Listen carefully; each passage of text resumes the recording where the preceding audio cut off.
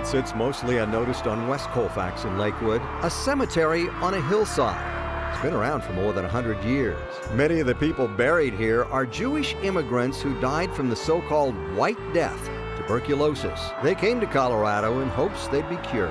They thought that high altitude, sunshine, dry air would be especially helpful for TB patients, and of course Colorado fit that prescription perfectly. Their story is now part of an exhibit at History Colorado Center called A Legacy of Healing. It's the story of two famous sanatoriums, National Jewish Hospital, which opened in 1899, and the Jewish Consumptives Relief Society, or JCRS, which dates back to 1904.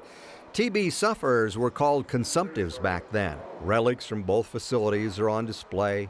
A Jewish typewriter, silver-plated Torah scroll, devices used by TB patients. There are pictures and there are stories, because thousands of the Jews that came here for health reasons brought a lot more than TB. Dr. Jeannie Abrams is a professor of Judaic Studies at DU. I think they really took a very pivotal and unprecedented role in the city's economic, political, social, religious, and cultural development. They are the people who became successful businessmen and women, educators, artists, and of course, doctors and healthcare workers. Through their philanthropy, they supported the two sanatoriums that were free and drew even more people to Colorado. In 1925, one of the surveys found that about 60% of Denver's population came either because that person or a relative or a friend had tuberculosis. So it made an enormous impact on the growth of the community. Of course, National Jewish Health is still in Denver and is one of the leading respiratory hospitals in the country. JCRS, the Jewish Consumptives Relief Society, does not exist anymore, but you can still see remnants of the old campus at what is now Rocky Mountain College of Art and Design.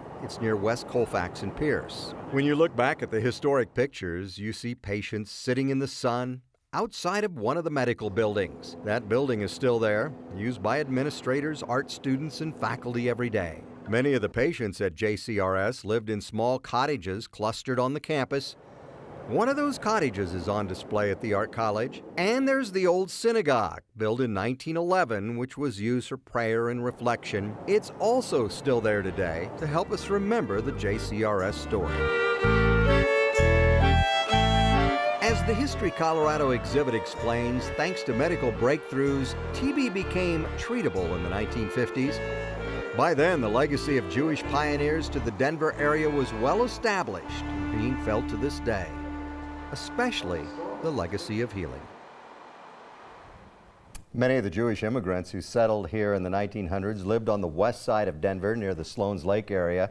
And when the city built the viaducts near the football stadium to get them downtown, they jokingly referred to them as the Jewish Passover. If you'd like to hear more about the legacy of healing, Dr. Abrams will be speaking at History Colorado next Monday, a week from today at 1 o'clock. And if you have a story you'd like me to do, let me know. You can email me or tell me about it on Facebook or Twitter. Looking forward to sharing more stories that are positively Colorado.